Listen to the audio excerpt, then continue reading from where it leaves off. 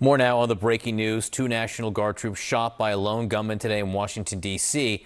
Leila Christopher was on the scene and joins us now. Thank you so much for being with us. Just walk me through where you were and what you saw. Yeah, my friend and I were metroing in for the day. We were planning on going to the holiday market in DuPont Circle, and we were coming up at the train station, and there were National Guards persons telling us to run. We heard that there was a shooting. We ran into the nearest cafe, and shortly after, there was Secret Service surrounding the building and the streets, taping off the streets, and we saw one National Guardsman being wheeled out on a stretcher, and he had a device helping pump his heart, it looked like, doing automatic like CPR, and his face was covered in blood. Was it already chaos when you came out of the subway? Did you hear the shots yourself? So we did not hear the shots. We were actively coming up from Metro Center and were just told by National Guards people to run. And we heard from a woman next to us that there was a shooting. So we went into the nearest building and they locked the doors. And from there is where we saw the medical, I guess, personnel helping the National Guardsmen. How many law enforcement were on the scene from your vantage point? So many. I saw FBI, Secret Service vehicles, policemen, more National Guard people. It was a lot, and there were people actively taping off the surrounding streets, and we were just like in the midst of it.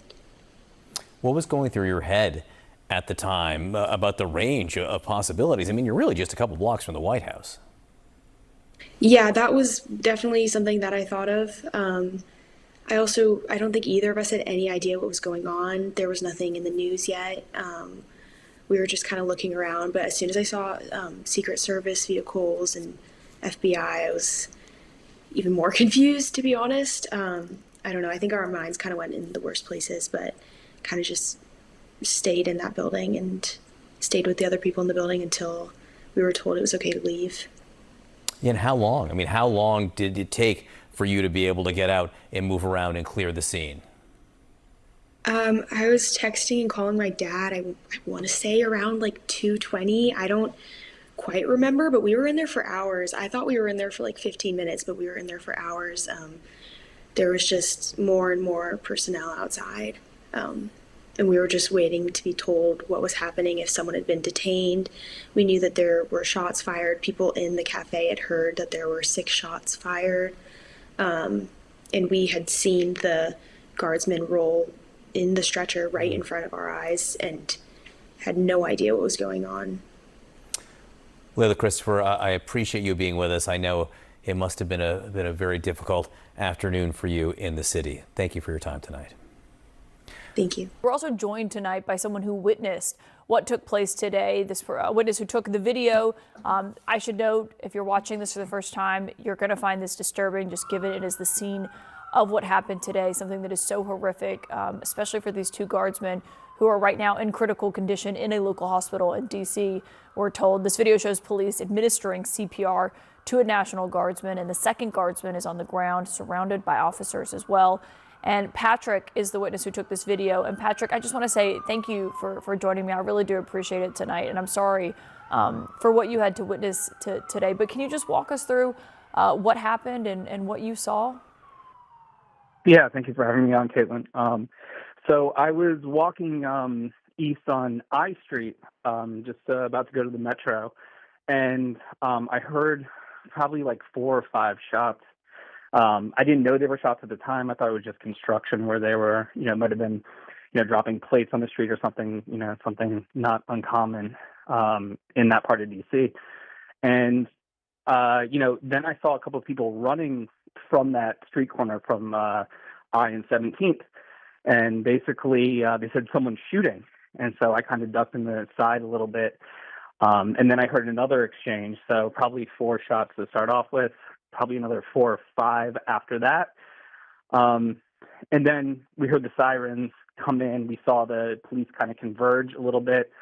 Once I realized that I mean, I don't know if it was totally safe, but once I realized that, the shooting kind of stopped, I popped out and just saw shattered glass everywhere from the bus stop. Saw one person lying on the ground. My attention was fixed to the National Guard who was laying down on the ground, bleeding from his head. Unfortunately, it's very, very, very traumatic to see. He seemed conscious, and he was moving his arm around and talking to the MPD officer who was there, assisting him. But and then what caught my eye next was to the right of him, there was another, I assume, National Guard. I saw the boots and the pants, and they were administering CPR to him.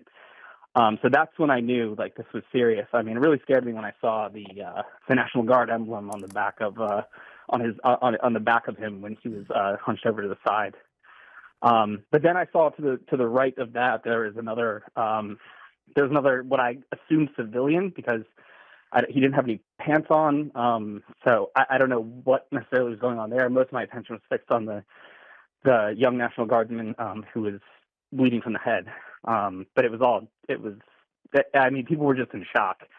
So it was kind of surreal to see.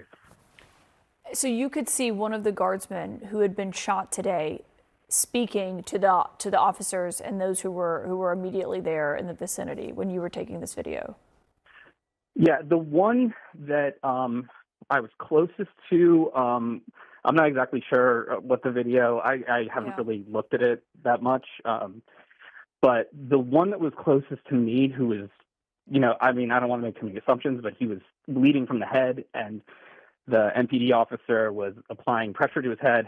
He was conscious. He was moving his arms around. They were talking to him. I don't know if he was responding back necessarily. I was just across the street, but he was definitely conscious. The other one, they were administering CPR. The one to the right of him, I couldn't tell if it was a man or a woman, but they had their vests open administering CPR, and they seemed unconscious. As for the civilian, I don't know. I couldn't really figure out what was going on there. Yeah. Patrick, could you see the witness when you were, could you see the suspect when you were down there? Did you notice him at all? I didn't see really the melee where they, apparently they got the suspect, but I saw to the right of where they were administering CPR, they had somebody on the ground, and they had no pants on. That's what I remember. Mm-hmm.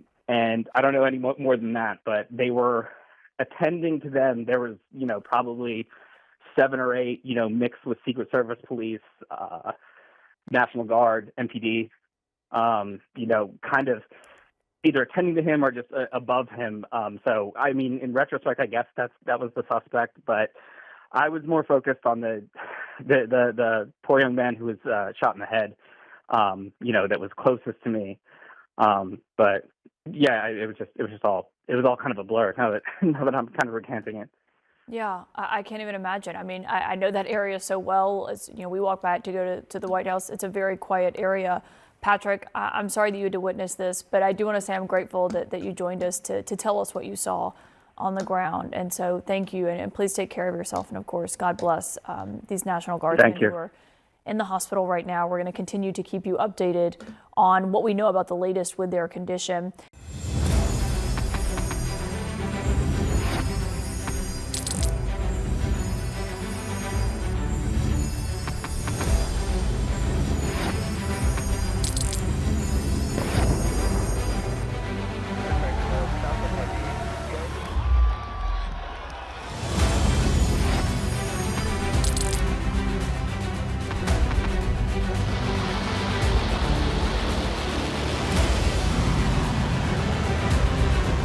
Been fighting so long and so hard that they don't know what the they're doing.